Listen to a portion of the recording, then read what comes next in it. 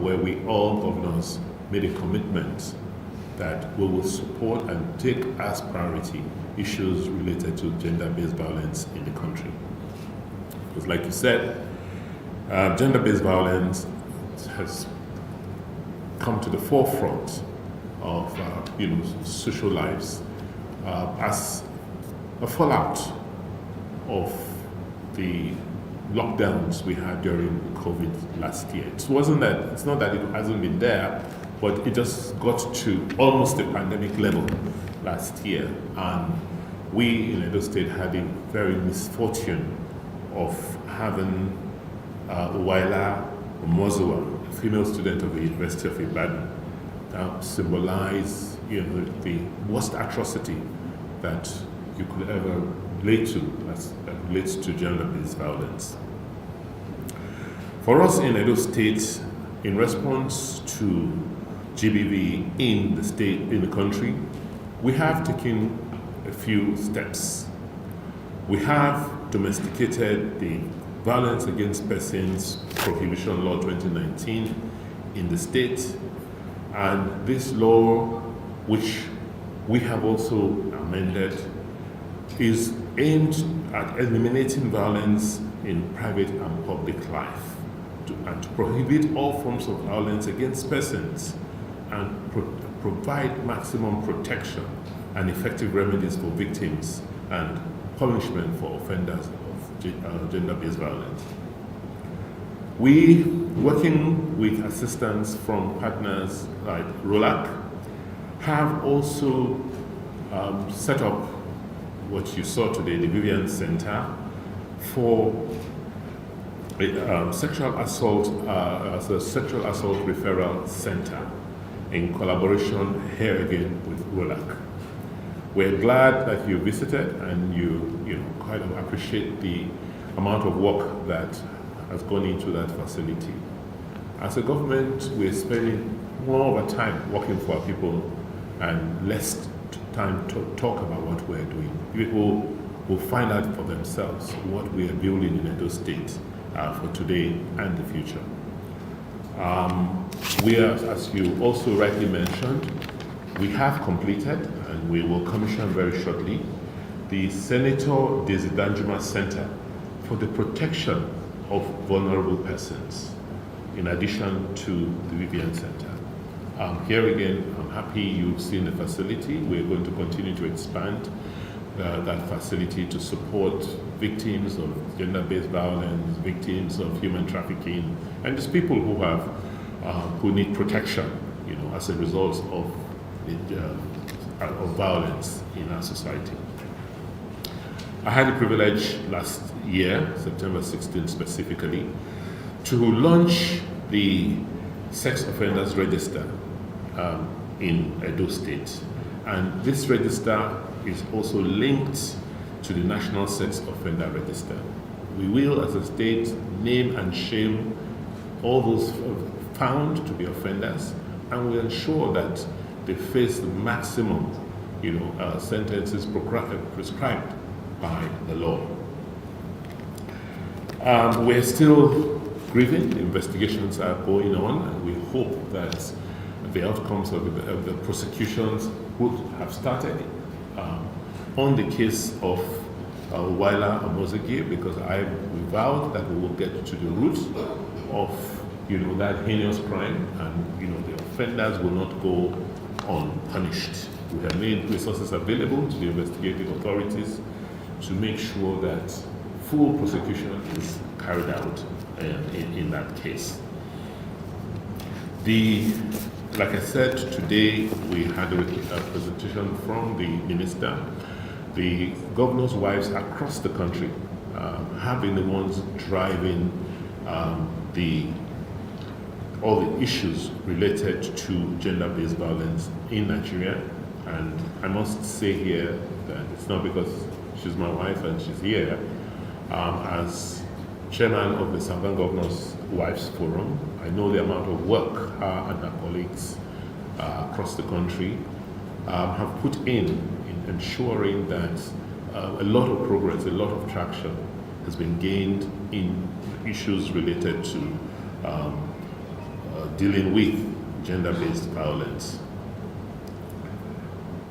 In furtherance to the initiatives of the Governor's Wives Forum, we as governors have made a commitment, and that commitment was reinstated again today by our chairman, the Governor of Ekiti State, that we will do all that is necessary, ensure that we pass all the laws for those who have not done so, to make sure that we tackle the challenge of gender-based violence in Nigeria. Today, in this hall, we will be inaugurating the Gender-Based Violence Management Committee and the State Technical Working Group. These interministerial committees will also collaborate peacefully under the watch of the First Lady's office to carry out their professional responsibilities for the benefit of our community. I'm very glad that even before the inauguration of the State's Gender-Based Violence Management Committee, Her Excellency and her team have worked very, very hard and with a great deal of passion to review the Violence Against Persons Prohibition Law 2019, and they have, with the support and cooperation of Mr. Speaker and his colleagues in the House of Assembly, graciously passed these amendments into law. And we will have the opportunity this afternoon, I will have the opportunity this afternoon to assent to the amendments to that law in front of all of you. The law is now more comprehensive and has provisions for both legal and institutional mechanisms to combat violence against persons. This law, which has been well structured, will serve as an example for other states to follow.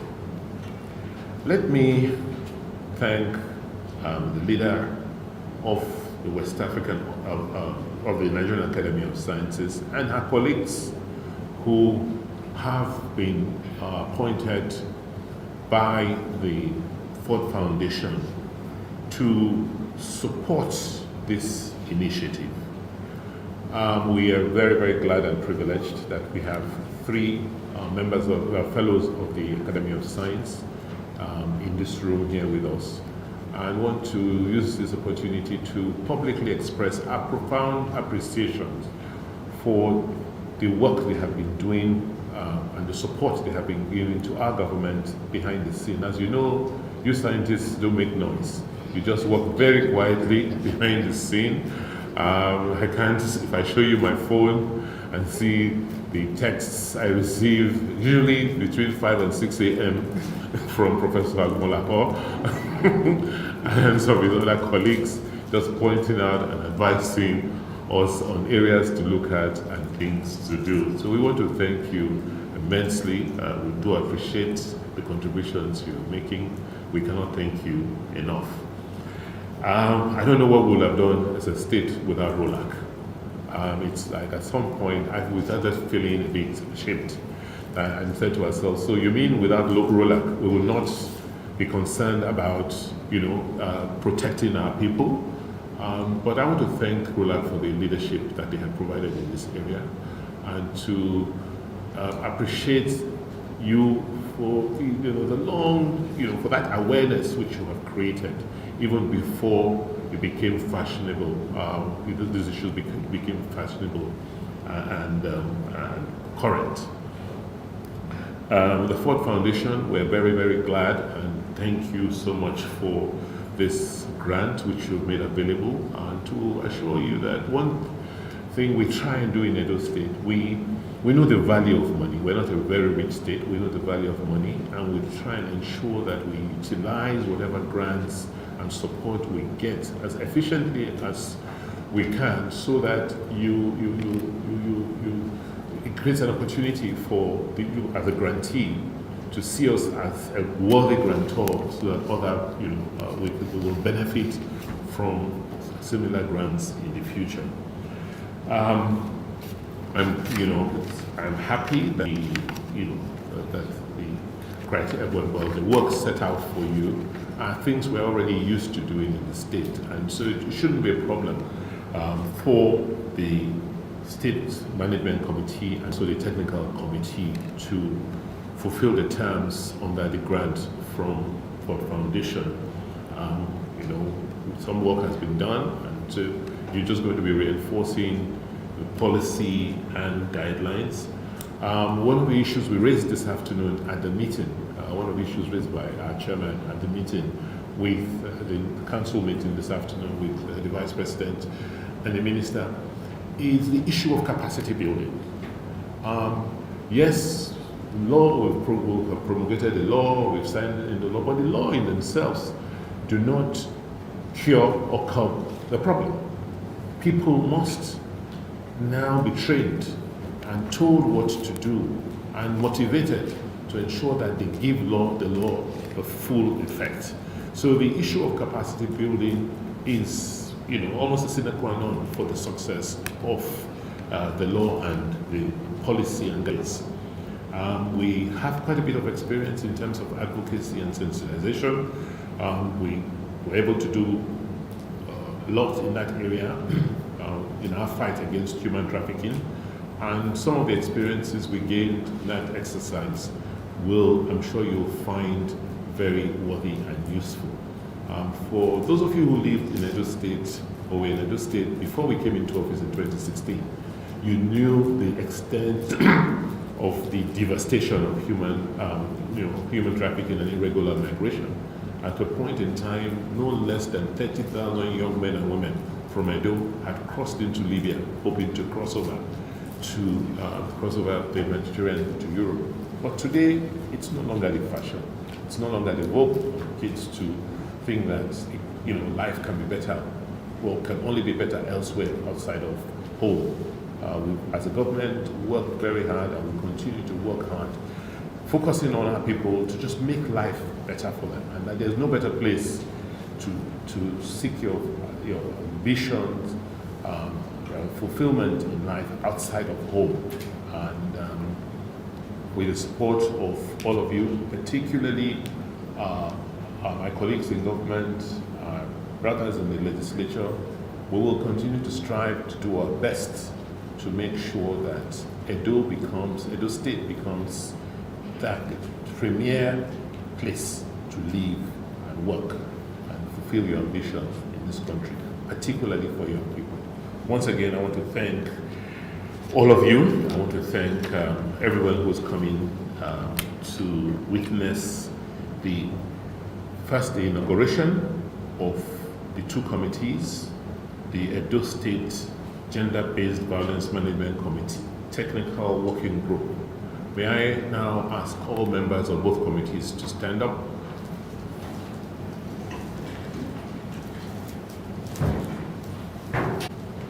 It is now my pleasure to formally inaugurate the Edo State Gender-Based Violence Management Committee and the Edo State Technical Working Group, and to assure you that government will support your work, and we trust and believe that given the experience, the passion, and the capacity of each and every member of these committees, we will make gender-based violence a thing of the past in Edo State very, very soon. Congratulations. Please be seated. I now have the opportunity to call on Mr. Speaker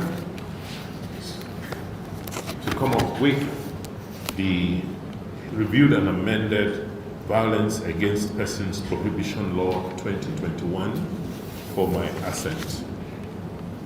Normally when I assent to bills or assent to amendments, I'm supposed to have 6 red pens, and each copy I sign, that pen is dispensed with. I don't use it again.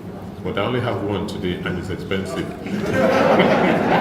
To use one to sign all copies, and also to retain the pen.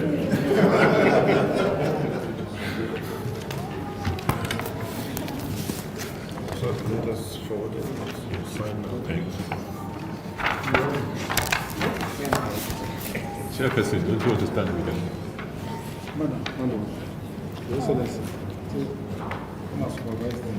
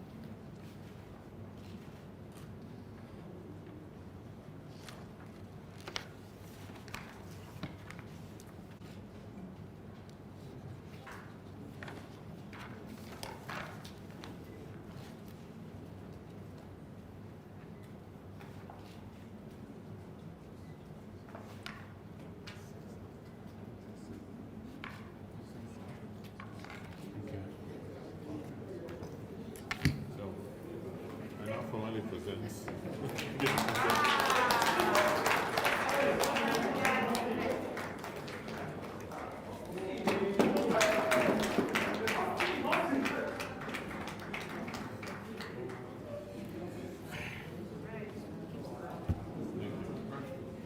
Oh, you want to take a picture? Yes. Thank you.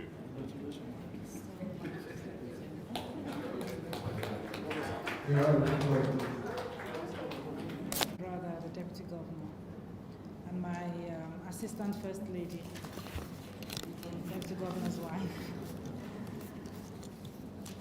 The youngest and most dynamic Speaker of the Edo House of Assembly, and his Deputy,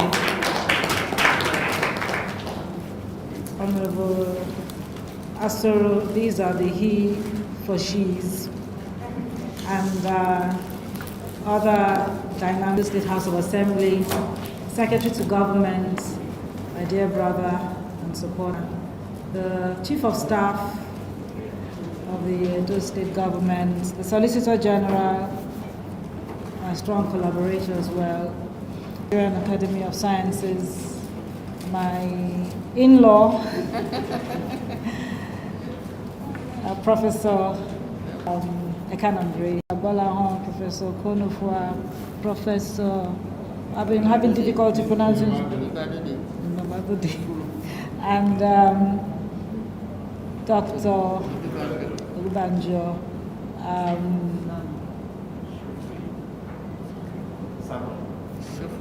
Shofui, and Angelo Olanipeku. Distinguished newly inaugurated members of the Gender-Based Violence Committee and the Technical Working Group,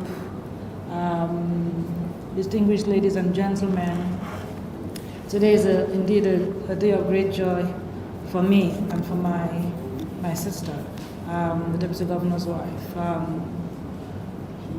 We, in particular in Edo State, like the Governor had said earlier, have suffered great sorrow with the death of a young lady, student of the University of Benin last year in the midst of the pandemic, which got us to carry out an outcry on national television, and that caught the attention of the other first ladies. And they then called me and asked for us to do something about this. So that gave birth to the Nigerian Governor's Wives against gender-based violence in the country. And like the governor rightly said, we started a movement and had a big event last December, invited some governors, and ended up with a communique which we took to the Governors Forum.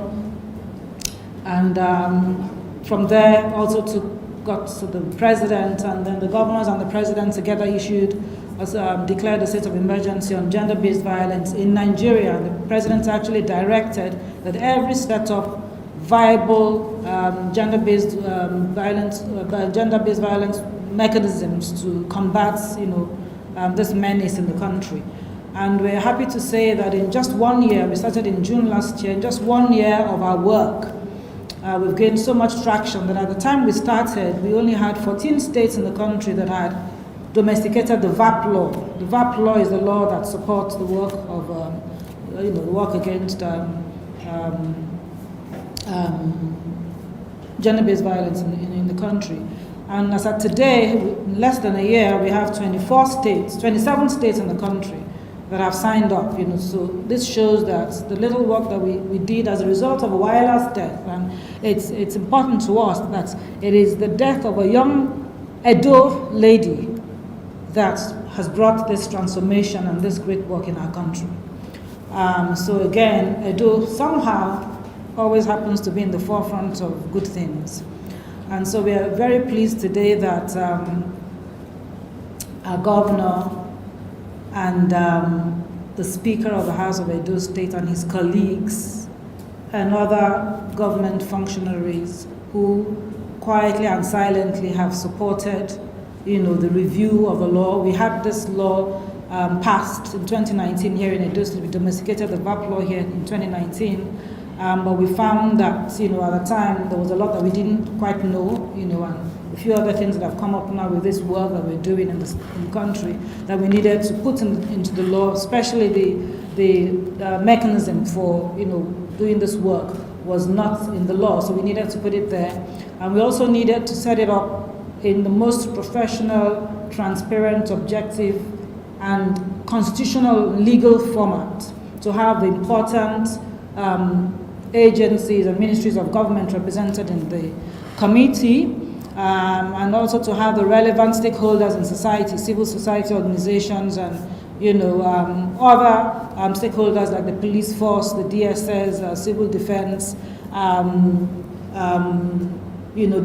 people living with disabilities, faith-based organizations, Catholic Church, the Protestant and Pentecostal Church, represented the Muslims as well, and a few active and strong NGOs working in that space. We made sure we identified them objectively without any fear or favor or any sentiments whatsoever. We're seeking to have the best people on the team because this is a serious work, and incidentally, up until today, they're still talking about this at the federal executive level, council level, which shows that indeed it's a serious problem. The governors and the presidency are aware of this, and they're giving us all the support and pushing us. All of the things we came up in our communique at the end of our meeting last December, the governors, accepted and assented to every request we made, and resolved to set up this GBV mechanisms in their states and make the first ladies to chair the committees because of the visibility and the traction that would come as a result of that. A lot of the committees in certain states before now had suffered funding, support, and all of that, But with the First Lady's involvement and considering that we've come together as a coalition, they reckon that we will be the best, we will have, the best, we'll put in a lot more effort in making sure that the work succeeds in our various states. So we're happy that it's happening today in those states, and we have a proper gender-based violence committee set up with the relevant people. There are 5 main ministries that are in this committee. Ministry of Social Development and Gender is a prime ministry because that's a ministry that deals with women and children's issues. That's where it's situated. The GBV committee is situated in most states across the country. And we have a government that's reforming civil service and every agency and area in government in the state. So we reckon that every ministry should be given the attention where capacity is lacking. It's the government's responsibility to revamp that particular agency or ministry and build capacity and put the required caliber of people there to run the ministries. And so that's what's happening. And the next supporting ministry is the Ministry of Justice. That's supposed to provide strong support to ensure that we get prosecutions and imprisonments where necessary. That's the work of the Ministry of Justice. And the Ministry of Health is also important because they help us with medical issues. They help us provide staff to run the Sexual Assault Referral Center, which is like a mini clinic. The Ministry of Information also to help us with creating awareness across the state and doing publicity in this, regarding the work we're doing, so that a lot more people get to know, and they know that, there's a place that they can come to for succor, for justice, and all of that. Then the Ministry of Education as well, because a lot of the times that we have these GBV cases, they're little children in secondary schools, primary schools, even in nursery schools, and so the Ministry of Education and SUBEB is important in this work. So they're all represented here, and like I've said, we've got the different churches represented as well. We had to engage them at the top to pick and choose the best for us, and so we have every relevant stakeholder in this committee. And we're going to be doing a lot of serious work. It's not going to be business as usual. We're going to try and do things as professionally and as passionately as possible to reduce this menace of human trafficking. The deputy governor, a few days ago, I was exercising when he called me and told me about a rape case that he got to know about. One of his walks around town, the mother of the child saw him and tried to get at him. His aides were pushing her away, and he noticed and pulled her, held her hand and said, "What's the matter?" And then she confided in him and told him her problem. Her little girl of 7 was defiled by a 55-year-old man in the police quarters where they were living.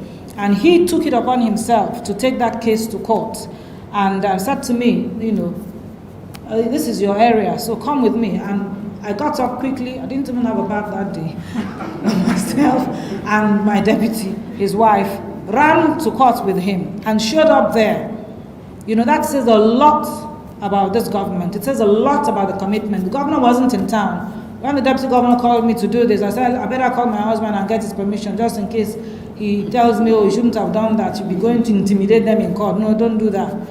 I called him, and I was pleasantly surprised when he said, go, in fact, carry press and go there and give a press statement or whatever, so that they know that this your GBV work that you want to do is not a joke, that you're not joking about it. So yesterday I sent him the video of the TV coverage of it yesterday, and I was in bed when he actually called me after watching it. Very, very happy and very pleased.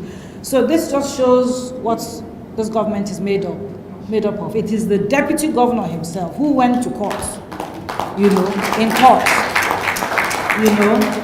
So I'm just so excited, and for it to happen just 2 days before this whole event. And now we are launching the GBV committee. The governor is here. We've got this high power delegation representing the Ford Foundation here, 4 professors with all 4 of them ex-vice chancellors of various universities. So it's not a mean team that we have here. And they're very impressed already with the little they've seen that we've done so far. And they're just so excited and encouraging us and just saying to us, look, we're sure that the Ford Foundation, after we've completed this project, will come back again to do more with you. And we want Edo State to be the trailblazer. And they are not all from Edo, So this is also encouraging. We cannot thank you enough. Let me start by thanking my husband, the governor, very, very passionately for his loving support always, and his deputy, who is like his junior brother from the same womb. They're like hand and glove. Believing the same thing, always on the same side on issues. Thank you so much. And my militant deputy, first lady, like minds. And as for the Speaker of the House and his deputy, I do not know how to thank them. When I needed this law to be repealed, I didn't say a word to the governor, I have to confess. Because I was afraid. I couldn't trust any man. Yes, because I had heard stories. Before we got this law passed in 2019, it was Mrs. Edeko, when she was president of FIDA, who had been working on the thing and didn't get any success. So when we became governor, she came to me. I then went and bombarded them at the house with the support of a he for she, like Mr. Onobrasoro, and the speaker at the time, Ajoto. They were just so supportive, and they passed that bill. They passed it in the midst of a lot of murmurings among their members. We were lucky that it came out, only for it to come to the exco, and then somebody now tried to mess it up there, and the thing started hanging, So I didn't trust any man. I had heard that at ex-school they were saying, have you checked that bill? Do you see what they say? If you slap your wife at home now, you land in jail. This was the ex. I had all those rumors, so I didn't trust any human being. I knew that I had a he for she, Honorable Asoro, and I could go back to him. So I called him first, and then he assured me and said that Speaker will be very happy to do it for you, Excellency, don't worry. So I now had the courage, because I wasn't too familiar with the Speaker. I now called him, and he was just so supportive. So between the two of them, they said, just leave it, mommy, in our hands, I will take it. And they just did this marvelous work with. Look at them coming today in solidarity, wearing South. Solidarize with us. So I am eternally grateful, my brothers. Thank you so very much. And I didn't have to pay a penny for them to do this for me. Thank you so much. Oh yes. And let me tell you a secret. We did all of this quietly. It was only SSD that the government had knowledge of it. You know, I told him, and he was also very supportive. Because at the time, they said they needed a letter. I couldn't do it on my own from my office. They needed it to come from the executive arm. And I just couldn't trust anybody. So I went to SSD also. Because the two of them are one. I know how to trust my own. So we now kept it secret. It was only last night I told the governor, when he called me, that today, apart from the courtesy visits and the lunch, the inauguration, the Speaker and the Deputy Speaker and some members are going to come with the new revised VAPP law. You know that one was faulty and there were some issues, so they were so kind enough to help me to quickly, put it together, and they're going to bring it today for you to assent to it. And the thing that came out of his mouth is, so you're planning to ambush me. This is he said, this is an ambush. And then Prof just said it now as I was signing, you were saying anything that this is a real ambush. So we planned the ambush late at night, knowing that it was too late for him to now kick against it. But thank God, they're all happy to assent to this bill again. And we are free now to move forward and save many abused children of Edo, and women as well, and boys.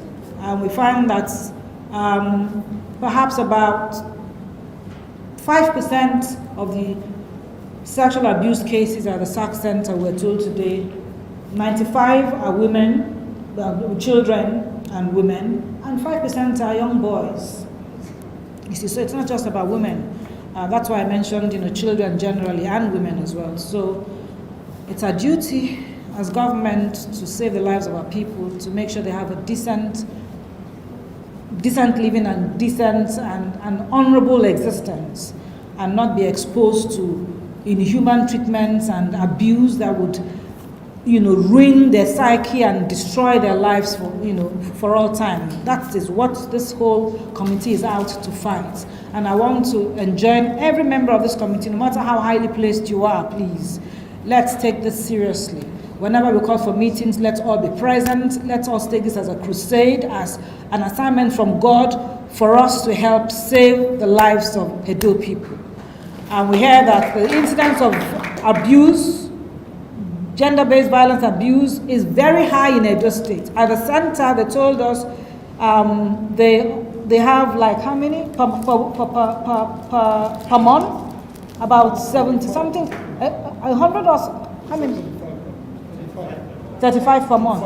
25 people per month. So you can new cases every month at 25, and that's just in this Edo, the Bini area. Because you see, people in Edo North and Edo Central don't have a SAC center, and they don't even know this is happening. So our plan is to now set up SAC centers in Edo North and Edo Central as well, and to do a lot of publicity and advocacy, so people know that this exists and that they have recourse, they have a place to come to, and they have a team that will be there to help them fight the fight. And we have a reformed police, I believe, that will give us the support, because the police used to be the problem, but now we have a new breed here in the state, and they're determined support us. So I want to thank everybody and congratulate us all GBV committee members again, and a deep thanks again to the Ford Foundation and to the Nigeria Academy of Sciences. We're deeply grateful. We appreciate you all. Thank you all so very much.